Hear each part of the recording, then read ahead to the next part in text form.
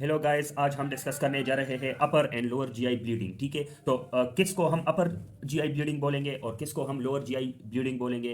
तो it is based on anatomical landmark which is called ligament of Treitz. ठीक है, ligaments of Treitz किधर होता है? ये at the level of duodenojejunal flexure होता है। ठीक है, तो ड्यूडिनोजीजिनल फ्लेक्चर पे एक लिगामेंट होता है जिसको कहते हैं लिगामेंट ऑफ ट्रीट्स। तो लिगामेंट्स ऑफ ट्रीट्स के ऊपर जो जीआई ट्रैक है उससे जो ब्लीडिंग होगा उसको हम कहेंगे अपर जीआई ब्लीडिंग।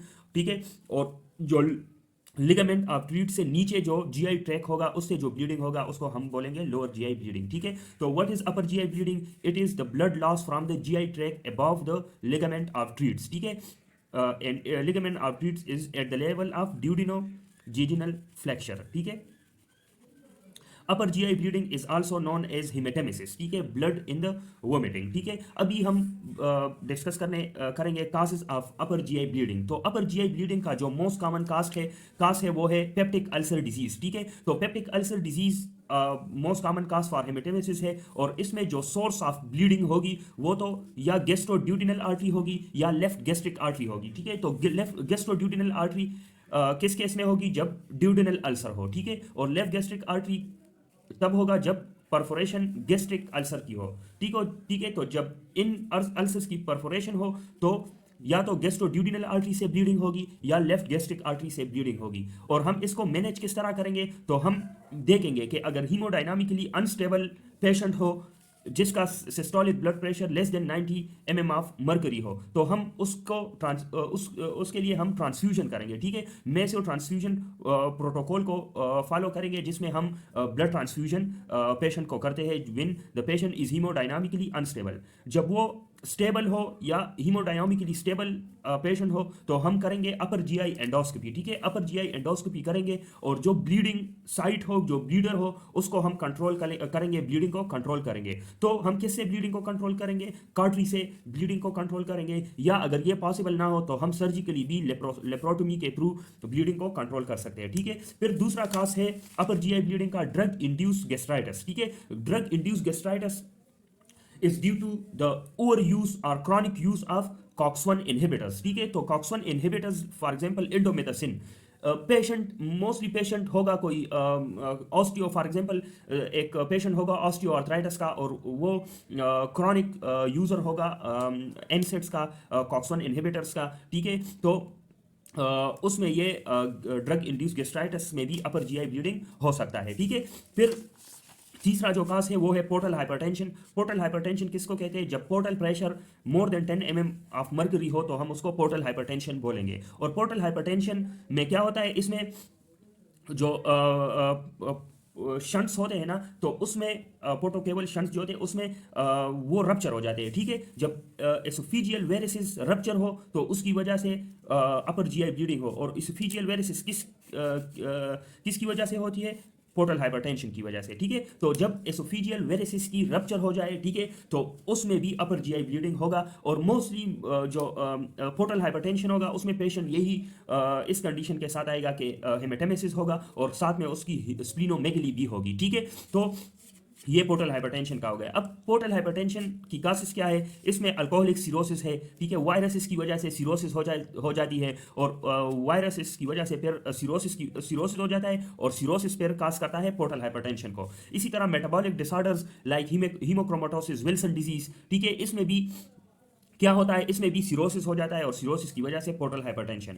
इसी तरह जब कोई कास मालूम ना हो मतलब एक पेशेंट आता है और उसकी कोई अल्कोहलिक हिस्ट्री भी ना हो, वायरोलॉजी भी उसकी नेगेटिव हो, मतलब कोई वायरसेस भी ना हो, मेटाबॉलिक डिजीज भी ना हो, तो then we will consider the non cirrhotic portal fibrosis in that patient, और क्रिप्टोजेनिक सिरोसिस भी उसको बोलते हैं जब कोई कास मालूम ना हो सिरोसिस की। ठीक है, लाइक अल्कोहल, पेशेंट अल्कोहल ना हो या कोई वायरसेस अफेक्टेड ना हो, ठीक है, या मेटाबॉलिक डिजीजेस ना हो, तो उस कंडीशन में हम कौन से कास को कंसिडर करेंगे? Non cirrhotic portal fibrosis. ठीक है, और इसी तरह extra hepatic portal vein obstruction mostly children में होता है। ठीक है, तो ये भी पोर्टल हाइपरटेंशन का काज हो सकता है। तो ये पोर्टल हाइपरटेंशन के काजेस थे। हम पोर्टल हाइपरटेंशन को किस तरह मैनेज करेंगे? हम देखेंगे कि ये वेरिसिस ब्लीड कर रही है या नहीं। तो अगर नॉन ब्लीडिंग वेरिसिस हो तो हम प्रोपेनेलोल देंगे, ठीक है, विच इज बीटा ब्लॉकर, और ये क्या करता है? ये पोर्टल हाइपरटेंशन को रिड्यूस करता है। अगर ब्लीडिंग वेरिसिस हो तो हम क्या करेंगे?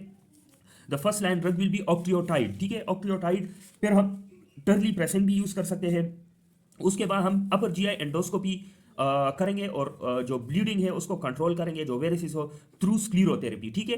तो स्क्लीरोथेरेपी हम पोर्टल हाइपरटेंशन में यूज कर सकते हैं। फिर उसके बाद जो कास है वो है Mallory Weiss syndrome. मेलिरी Weiss syndrome में क्या होता है कि जो सब mucosa of the lower oesophagus होता है, ठीक है, लोअर एसोफिगस स्फिंक्टर जो होता है वो उसमें टेयर आ जाता है, ठीक है, सब म्यूकोजल टेयर्स आ जाते हैं। पूरा परफोरेशन नहीं होता लेकिन बल्कि ये एक टेयर होता है, ठीक है, सब म्यूकोजल टेयर। तो इसमें मेलिरी वाई सिंड्रोम में क्या होता है, इसमें एपिसोड्स ऑफ रेचिंग होती है जिसके थ्रू टेयर होता है, ठीक है। रेचिंग अब किसको कहते हैं, रेचिंग वो the sounds which is produce when the person is vomiting, ठीक है। जब वोमिटिंग बंदा करता है तो उसके साथ जो साउंड प्रोड्यूस होती है उसके पहले वोमिटिंग से पहले जो साउंड प्रोड्यूस होती है उसको रेचिंग बोलते हैं। तो रेचिंग किस में होगा, या तो पेशेंट हिस्ट्री देगा अल्कोहलिक का, ठीक है, अल्कोहलिक यूजर होगा, या एक प्रेग्नेंट लेडी होगी जिसमें क्रॉनिक वोमिटिंग हो, हाइपर एमेसिस ग्रेविडेरम हो, ठीक है, बहुत ढेर सारा वोमिटिंग होगा, तो उसमें भी रेचिंग मेलिरी वाई सिंड्रोम या सब म्यूकोजल टेयर का रिस्क होता है, ठीक है। तो अभी इसमें प्राइमरी साइट ऑफ टेयर कौन सा होगा, लोअर एसोफिजियल स्फिंक्टर, ठीक है।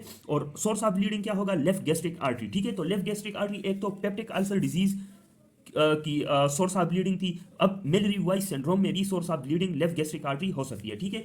ये कंडीशन सेल्फ लिमिटिंग कंडीशन है, लेकिन अगर कोई आया अपर जीआई ब्लीडिंग के साथ और रिकरेंट हेमेटेमेसिस के साथ आया, अगर मेलिरी वाई सिंड्रोम, ठीक है, मेलिरी वाई सिंड्रोम अगर रिकरेंट हेमेटेमेसिस के साथ आया तो फिर हम क्या करेंगे, we will do upper GI endoscopy और हम ब्लीडिंग को कंट्रोल करेंगे थ्रू कार्टरी, ठीक है।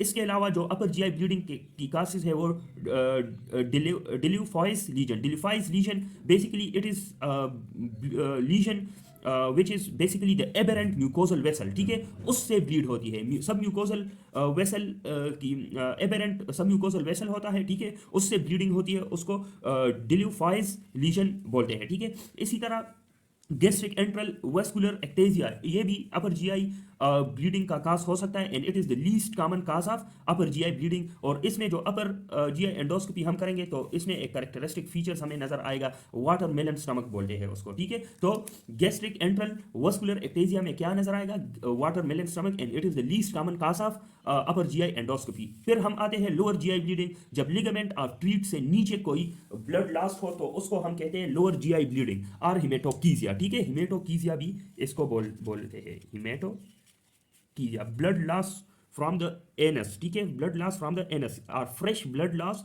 From the anus is called haematochezia and it is due to lower GI bleeding, ठीक है। तो लोअर जीआई ब्लीडिंग का जो मोस्ट इंपॉर्टेंट या मोस्ट कॉमन काज है वो है डाइवर्टिकुलाइटिस, ठीक है। डाइवर्टिकुलाइटिस में पेशेंट हमको हिस्ट्री देगा क्रॉनिक कंस्टिपेशन का, ठीक है। तो हिस्ट्री ऑफ क्रॉनिक कंस्टिपेशन और इसका जो मोस्ट कॉमन साइट इस ये इन्वॉल्व करता है डाइवर्टिकुलाइटिस को, दैट इज सिग्माइड कोलन, ठीक है।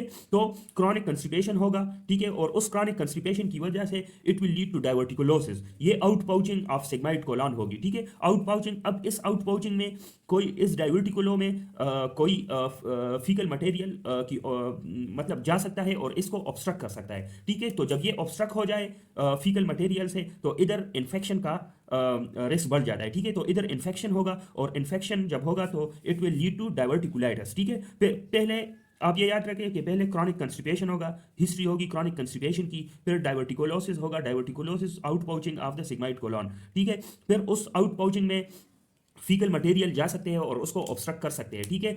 जब ये ऑब्स्ट्रक्शन इसकी हो जाए तो इसमें इन्फेक्शन होगा and that is called diverticulitis. तो डाइवर्टिकुलाइटिस एक इमरजेंसी है जिसमें पेशेंट आएगा left iliac fossa pain, sudden onset left iliac fossa pain के कंप्लेन में आएगा और देयर विल बी हेमेटोकीजिया, ठीक है, lower GI bleeding through anus, ठीक है। तो हेमेटोकीजिया होगा और sudden onset left iliac fossa pain, तो ठीक है। तो ये थी डाइवर्टिकुलाइटिस। और डाइवर्टिकुलाइटिस में हम इन्वेस्टिगेशन कौन सा करेंगे, CT abdomen when there is emergency diverticulitis, ठीक है। जब इमरजेंसी होगी डाइवर्टिकुलाइटिस होगा तो हम सीटी एब्डोमेन करेंगे, और अगर डाइवर्टिकुलोसिस हो तो we will do barium enema, ठीक है। और बेरियम एनेमा पे हमें एक कैरेक्टरिस्टिक अपीयरेंस नजर आएगा, उसको कहते हैं साटूथ अपीयरेंस, ठीक है। तो ये डाइवर्टिकुलाइटिस था most common cause of lower.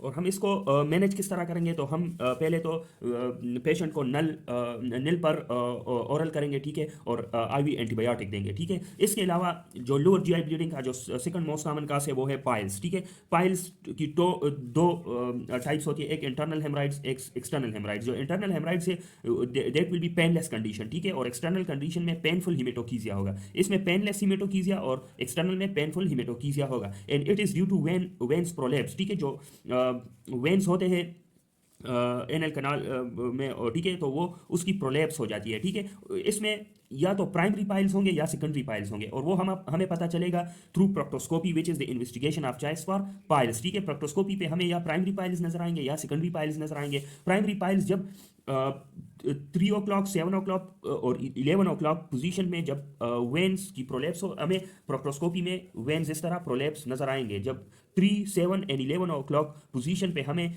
Prolapse when मिल जाए तो उसको प्राइमरी पाइल्स बोलेंगे, और जब इसके अलावा जिस भी साइड पे नजर आए उसको सेकेंडरी पाइल्स बोलेंगे। और पाइल्स के जो ग्रेडिंग है वो 4 ग्रेड्स में डिवाइड किया गया है।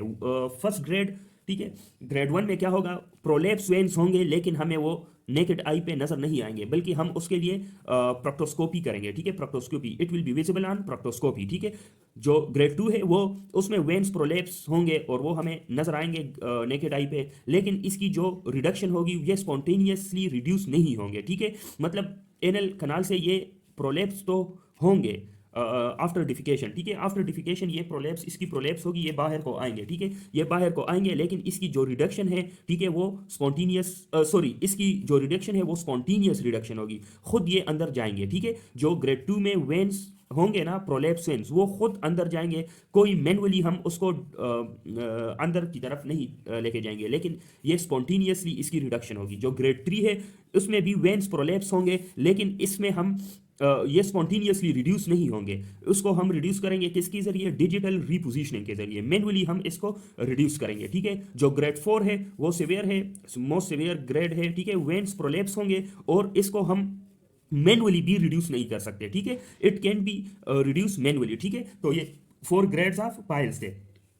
फिर तीसरा काज लोअर जीआई ब्लीडिंग और हेमेटोकीजिया का क्या है, इन्फ्लेमेटरी बाउल डिजीज। तो इन्फ्लेमेटरी बाउल डिजीज में या तो ये तो अल्सरेटिव कोलाइटिस होगा जिसमें होता है पेनलेस ब्लडी डायरिया और 10 to 15 टाइम्स पर डे, ठीक है। तो पेशेंट कंप्लेन करेगा सिवियर डायरिया, ठीक है, पेनलेस ब्लडी डायरिया का, which is whose frequency will be 10 to 15 times, ठीक है। क्रोन्स या इन्फ्लेमेटरी बाउल डिजीज या अल्सरेटिव कोलाइटिस होगा या क्रोन्स डिजीज, और क्रोन्स डिजीज में कंप्लेन क्या होगा, कोली की पेन होगा प्लस हेमेटोकीजिया, ठीक है। तो अल्सरेटिव कोलाइटिस के लिए हम क्या करेंगे, हम पीएन का की स्क्रीनिंग करेंगे। पीएन का रेज होगा अल्सरेटिव कोलाइटिस में, और क्रोन्स डिजीज में क्या एक एंटीबॉडी रेज होगी, एंटी सेक्रोमाइसिस सर्वेशी एंटीबॉडी इसमें रेज होगा, ठीक है। फिर चौथा काज है लोअर जीआई ब्लीडिंग का मेलेग्नेंसी, ठीक है। मेलेग्नेंसी यूजुअली जो राइट साइड मेलेग्नेंसी है ना, right side malignancy, for example carcinoma caecum, तो उसमें जो कंप्लेन होगा या सिम्टम्स होगा वो ब्लीडिंग का होगा, ठीक है। जो साइन एंड सिम्टम्स होंगे वो ब्लीडिंग के होंगे, और जो लेफ्ट साइड कार्सिनोमा होगा, फॉर एग्जांपल कार्सिनोमा रेक्टम, तो उसमें जो सिम्टम्स होंगे वो ऑब्स्ट्रक्टिव सिम्टम्स होंगे। पेशेंट कंप्लेन करेगा कि उसको क्रॉनिक कंस्टिपेशन है, ठीक है, और हिमेटोकीजिया है, ठीक है। तो कार्सिनोमा रेक्टम और कार्सिनोमा सीकम, इसमें जो मेन होगा वो ब्लीडिंग होगा, क्योंकि ये राइट साइड कार्सिनोमा है, राइट साइड कार्सिनोमा, ठीक है। और जो लेफ्ट साइड कार्सिनोमा है, कार्सिनोमा रेक्टम, तो उसमें जो सिम्टम्स होंगे वो मोस्टली ऑब्स्ट्रक्टिव सिम्टम्स होंगे। इसी तरह एंजियोडिस्प्लेजिया भी लोअर जीआई ब्लीड को काज करता है। एंजियोडिस्प्लेजिया में बेसिकली क्या होता है, vascular mall formation of colon, ठीक है। Vascular mall formation of colon के थ्रू की वजह से जो ब्लीडिंग होगा, लोअर जीआई ब्लीडिंग हो सकता है, ठीक है।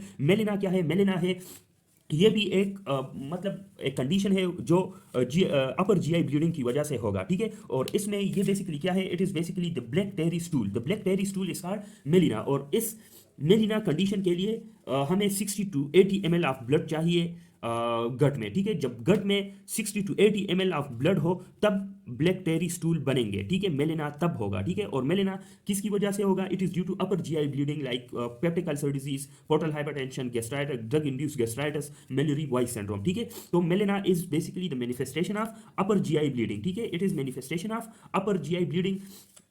तो हम इसमें अपर जीआई एंडोस्कोपी करेंगे to find the cause of upper GI bleeding, ठीक है। इसी तरह upper GI bleeding can also काज हीमोबीलिया, ठीक है। हीमोबीलिया भी अपर जीआई ब्लीडिंग की एक मैनिफेस्टेशन है, और हीमोबीलिया के कासेस क्या होंगे? ट्रामा होंगे, कोई ट्रामा होगा, ठीक है। Haemobilia is basically the blood in the bile, ठीक है, ब्लड इन द बाइल, ठीक है, या blood from the gall bladder. तो यह ट्रामा की वजह से हो सकती है। Trauma of the haemobilia will be usually iatrogenic, ठीक है। कोई हम सर्जिकल प्रोसीजर करते हैं, उसकी वजह से कोई ट्रामा हो जाए, जैसे कि लेप्रोस्कोपिक कोलिसेस्टेक्टोमी, ठीक है। इंस्ट्रूमेंटेशन की वजह से भी हीमोबीलिया हो सकता है, फॉर एग्जांपल ERCP, ठीक है। कोलिंजियोसार्कोमा की वजह से भी हो सकती है, ठीक है। Klatskin tumour, it is the subtype of cholangiosarcoma, ठीक है। पैरासाइट्स की वजह से भी हीमोबीलिया हो सकता है। इसी तरह जो हिमेटोकीजिया पीडियाट्रिक ग्रुप में इसके केसेस क्या है? तो पीडियाट्रिक ग्रुप में जो लोअर जीआई ब्लीडिंग और हिमेटोकीजिया के केसेस है वो ये है, रेक्टल पोलिप्स, ठीक है, मैकल्स डाइवर्टिकुलर एंड इंटरसेप्शन, ठीक है। तो ये लोअर जीआई ब्लीडिंग के केसेस है इन पीडियाट्रिक पॉपुलेशन, ठीक है। तो ये थी अपर एनजीआई ब्लीडिंग, ठीक है। तो अपर एनजीआई ब्लीडिंग में हमने पहले अपर जीआई ब्लीडिंग के केसेस को डिस्कस किया, जिसमें आते हैं peptic ulcer disease, drug induced gastritis, portal hypertension, ठीक है, मेलरी वाइस सिंड्रोम, डिल्यू फॉयस लीजन, ठीक है, गैस्ट्रिक एंट्रलवस्कुलर एक्टेजिया। और लोअर जीआई ब्लीडिंग के केसेस में आते हैं डाइवर्टिकुलाइटिस, पाइल्स, ठीक है। इसके अलावा इन्फ्लेमेटरी बाउल डिजीज, मेलिग्नेंसी, एंजियोडिस्प्लेजिया, ठीक है। तो ये और जो पीडियाट्रिक पॉपुलेशन में हिमेटोकीजिया के केसेस थे वो है rectal polyps, Meckel's diverticulum and intussusception. So that's all about upper and lower GI bleeding. Thank you.